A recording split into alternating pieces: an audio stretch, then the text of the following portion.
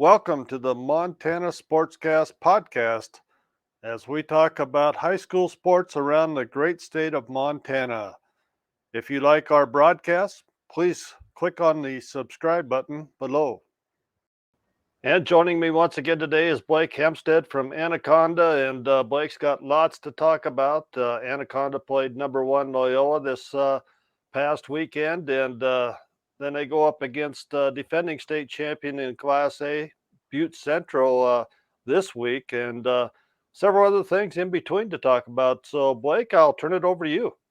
Yeah, as you can see, the my name is a little different today. I had to wear a hat today, Bob, because the jokes that I got with me being bald and balding, and you can't tell now. Of course, it's just one of my good friends, Coulter Nuanez and Brooks Nuanez, owning Skyline Sports, and of course, I have my copperhead stuff on. But yeah, no more bald jokes today. Well, I'm going to jump in here because my wife and I were in the hot tub last night, and I said, she said, "What do you call that podcast?" And I said, "Well, Panisco and I talked about the two bald guys." I said, "But now that I think about it, I could just call it the bald guys because I got you and I got Ozark, so we're all bald." So We're all going. It's just I'm trying not to quit it, but it eventually it's just got to go. yeah, well, I'll let you get back to your stuff now, Blake. So great week, and also a heartbreaking week for Anaconda and for the Western B, really. McKenna Patrick, who we talked about last week, 2 minutes left in the second quarter, game against Deer Lodge. She had just come off the bench. Then, they were subbing regularly. She missed a shot, awkwardly fell, tore her MCL, tore her meniscus. Further tests are going to be done, but she's obviously done this year. They'll find out the extent of it, but just really heartbroken. Stopped by and talked to her a little bit on Saturday, and she's really a kid that puts her all into the game. You talk about gym rats. She's one of them. It really is heartbreaking. Andy Saltenberger, the head coach, said he had 220 days last year of her in the gym. He was with her 220 days. So, I mean, that just shows her work ethic. And, quite honestly, it's sad. We saw it with the NFL and how people get around, something that happens. The air in that gymnasium, it reminded me a lot when Tori Hill tore her ACL in Anaconda versus Hamilton. And of course, you have Mark Albert on that bench, a historic MOA. I think he's a official or a coach's Hall of Famer. But Right. Just it sucks the air out of a gym. And even with the Deer Lodge Anaconda rivalry, it gets pretty rowdy. Nobody wanted to see the rest of that game. It was bad. I will say that the girls rebounded, they won, and hopefully they can get by it moving forward. But we'll kind of transition into what happened last week. They played Loyola, who, quite honestly, is a really talented team. Geo Horner for the girls. They're going to cause some problems. They play really, really good defense. Horner's a good scorer. She fouled out. I think she had 22 or 24 points. But Missoula Loyola now is really going to cause some problems. Anaconda pulled away from them late, but one of the reasons why they did was Mania Lunsford, another talented junior for Anaconda. She almost had a triple-double. She had 14 points, 9 assists, 9 rebounds. I think she had 5 blocks, 4 or 5 steals. Just a really amazing performer. And now it's kind of going to be her show. What grade is she in, Blake? She's a junior. She's a junior with McKenna. Well. Yeah, 2 juniors that really were clicking. This year it was amazing to watch. I spoke with one of her family members, and they're as heartbroken as we are. So injuries happen. It's part of the game. Unfortunately, it's the ones that it happened to like this that really makes you sit back and kind of contemplate, how bad it really is. Yeah, I know. I've been in that position as a coach. Had some girls tear their ACLs on the floor during a game, and it takes a little while to get over it, but it's a rallying effort by the other teammates, and it sounds to me like McKenna is going to be probably the leading cheerleader now for that team, just from the way you've explained her character, and that's probably more important than anything. She's a real quiet voice, but the girls obviously they respect her playing ability. So maybe this strengthens her all around game. I mean, who knows? So Right, yeah, right. she's going to be a very positive influence around the team moving forward. All right, what else you got? As far as the boys, the Copperhead boys got a pretty good win against Deer Lodge. Deer Lodge is a scrappy team. Deer Lodge usually shoots a little bit better from the perimeter. They only had 1-3 against Anaconda. Copperheads had to seal it away late. River Hurley, 13 of 14 from the free throw line down the stretch, had 32 points. Second Copperhead boys scorer to score 30 over in a game this year. Gabe Galley did it earlier this year against Our Lee. So two conference opponents. Anaconda has young men that score over 30 points, so that's pretty exciting. They have a different test in front of them this week. They travel to Florence, and then they travel to Butte Central, who we'll talk about here in a second. But the Loyola boys, wow, we talked about them last week, and they're better than advertised. They really are. Point guard play, passing from the perimeter. They run a pretty simple offense, that new, 4 out, 1 in offense, a little bit of motion, but their passing is spectacular. They didn't shoot the ball extremely well from the outside, but that's a top ranked team, and they are going to be very tough to contend with if you're everybody. Reynolds Johnston is the biggest forward/post with the softest hands and best feet I believe I've ever seen. I mean, it really is remarkable how that young man can play. Ethan Stack, another sophomore, 6'5", really lengthy, rangy. I mean, he looks down on his old man now. I mean, he's 3 inches, maybe 4 inches taller than Toby. So he, they have that northern blood in him. So he's a definite college player. It just depends on how high he wants to go. Right, right. Who do they play this weekend? Do you know, Loyola? I don't know that schedule. I got to tell you, Bob, the coverage with stuff like that, with looking into the future, that's where media has really changed, and I think that's what's good about what you're trying to do is, trying to get this more mainstream to where people can look forward to some of these things. So, even me, I mean, I don't even have their schedule. So Yeah, I got the master schedule from MHSA, and it looks like they play Whitehall and Deer Lodge this weekend. I was just wondering, I'm going to be going to Missoula Saturday, so I thought, well, maybe if I might try to catch them and go to their game if I can. So, yeah, but yeah, definitely they're worth a watch. I think everything I've heard about that team, of course they got Big Fork up there. They're going to have to get by them, but I think those two teams probably are going to battle it out for the number 1 seed going to state. Oh, there's no doubt. There's no question. And it's funny because Big Fork, having that little chip on their shoulder from from losing to them in football, Yeah, it's going to be even more intense. So yeah, that divisional is in Anaconda. So there's not going to be a better place to watch a basketball game, especially a championship game, the Memorial Gymnasium, and a renovated Memorial Gymnasium. I don't know if you've been here since the renovation a couple years ago, but yeah, I'm looking forward to it. I'm not going to discount the ability for somebody to knock one of them off, but for right now, yeah, it's looking that way. yeah. Yeah, I actually have not been in the gym since then, but I've seen pulling up the videos and stuff like that and watching it. Looks pretty nice. Yep. Yep. Yeah, poor and now that I say that, Jake Mickelson up there in Thompson Falls, he'll probably have a little issue with me discounting his team, but Jake's got Oh a yeah. pretty Yep. solid squad coming back too. So Thompson Falls always in the mix too, but yeah. Right. Right. Right. Well, big weekend in the Class A over there is the top 3 teams. You got Frenchtown, Butte Central, and Hamilton. They all played each other this week.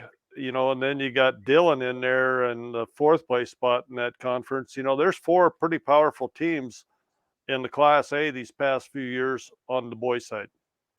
And this is just the Western B. We're not talking about Lewistown. Yeah. We're not talking about Jimmy No. Sturgard, No. old No. Anagana guy, Billings No. Central. I mean, yeah, there's a Class A is loaded. You win a Class A state championship this year, you can be really proud riding that state championship fire truck around. But no, it's what a wild game. Frenchtown kind of pulled away late from Hamilton, and then Butte Central, Right. obviously. Yeah, but Yeah. yeah, it really is. I'm looking forward to Thursday. Of course, we said that last week too, but you even a team that comes in, and the whole Anaconda Butte Central thing that was blown way out of proportion for far too many years.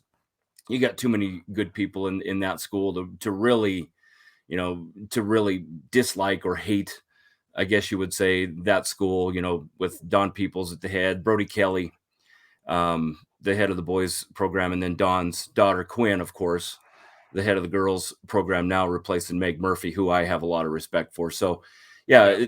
is there ever a bad coach at Butte Central? Seriously, in anything they do they ever get a bad coach? It really is remarkable over there. But really looking forward to watching Dougie play. And I hate putting this out there, but Anaconda held him to his lowest point scoring total last year in Anaconda. I think he had 13 against the Copperheads. So yeah, I bet there's going to be a little bit of a little thing that goes off in Dougie's head that he might want to do a little better than that this year.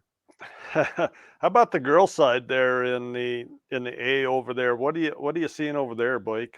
Well, the girls at Butte Central kind of struggling for numbers right now. They had a girl. I think they had a couple girls that didn't go out. Of course, Brooke Badavinik, Right. 1,000-point scorer. She's going to Tech. A lot of people are really excited about her.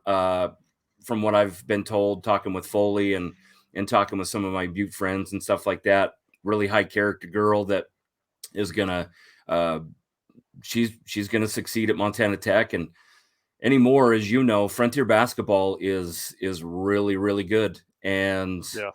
there's a lot of times where a Frontier team will go in and knock off the Grizz, or play right with the Cats, or do stuff like that. So it's a really good get for Montana Tech. And I have a friend who has a young daughter that goes to Butte Central. She's an 8th grader. Of course, she's playing up with Butte Central. And that's kind of the thing that Butte Central's going through right now. They're going through a little bit of a low spot, but we saw with what Meg did when she took that program over. She flipped it on its head, and they won a couple state championships over there. And I always Right.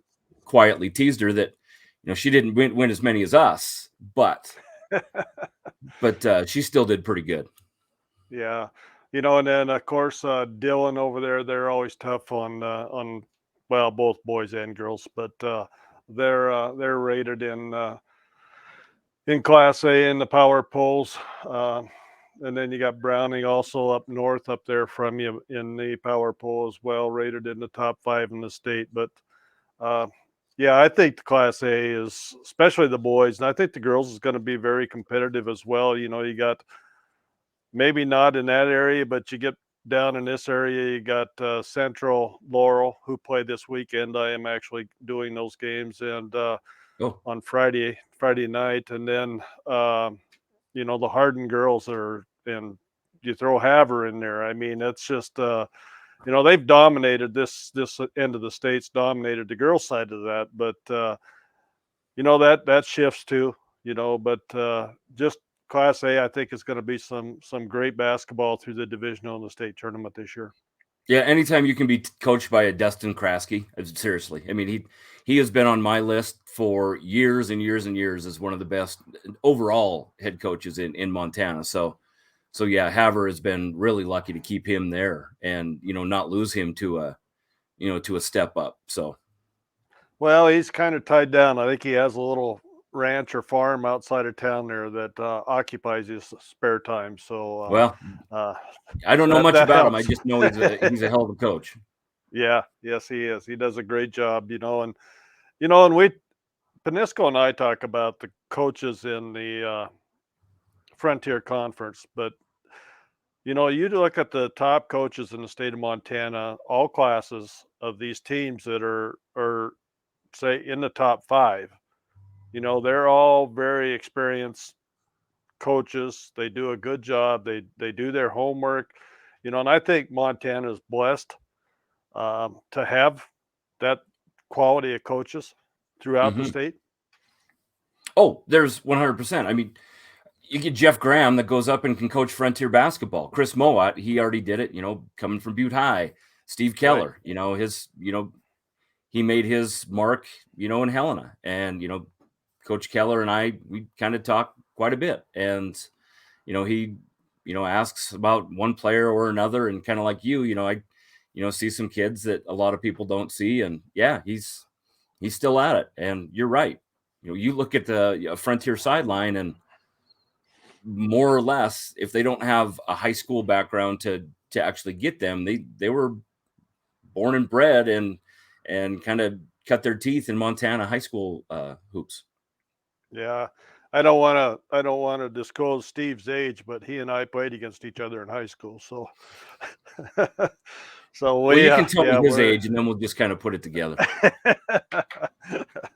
I always give him a bad time. I'm actually a year older than Steve, but I always say that he's a year older, but I graduated first. But Perfect. no, no, great. I have Steve and I have a good friendship, and he's just a great person. And I do want to get him on this show and talk a little bit about what these high school kids need to do to be recruited to go to college.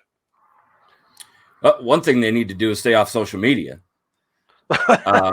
And Yeah, quite honestly, that's one of the big. You want to talk about character.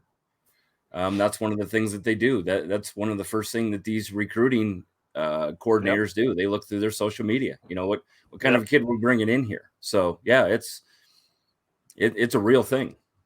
yeah, yeah. Well, Blake, you got anything else to wrap us up for the day? No, I mean, good luck to Green Bay in the draft. I mean, they're on the clock. So unfortunately, Seattle's going to have to wait a little bit. I have some family members and a couple good friends down there in Bozeman. Kevin Jovanovich, he's a San Francisco fan. So, we've already started that talk. So, can't wait till Saturday. Yeah, well, I we lived in Seattle for a few years, and I got family out there that are big Seahawk fans. So I guess I'm not totally disappointed that the Packers aren't there, but to be honest with you, they don't deserve to be there this year. So that's my They had an opinion. off year. It happens. Yeah, It's got to happen, right? yeah, yep, that's for sure. Well, Blake, thanks for coming on once again today, and have a great weekend this weekend in sports. It looks like you're going to be a little bit exciting for you, and we'll catch up with you next week. You as well. Good luck to that Billings Central Lori game. That should be good. Say hi to Yeah, it'll Jimmy. be. I will. I will. As he sat in that pole pit, he thought his life was over. You see, the young man had just learned that he did not qualify for the Big 8 finals in the javelin. Sports was everything. He was born in Tulsa, Oklahoma, a 3-sport star in high school, excelling on the school's football, baseball, and track teams. His best 2 sports, baseball and track. You see, this young man had a powerful arm, and he could really toss a baseball, especially a javelin. But in the pole vault pit that day, he knew his sports career had come to an end. What would he do next? Well, it's a good thing he could sing. You see, that washed-up track star was none other than country music icon Garth Brooks. And once again, we want to thank you for watching and listening to our podcast here on Montana Sportscast. We want to thank our guests that come on and join us each day and talk about sports around the state of Montana. Until next time, take care, God bless, and support those high school student athletes.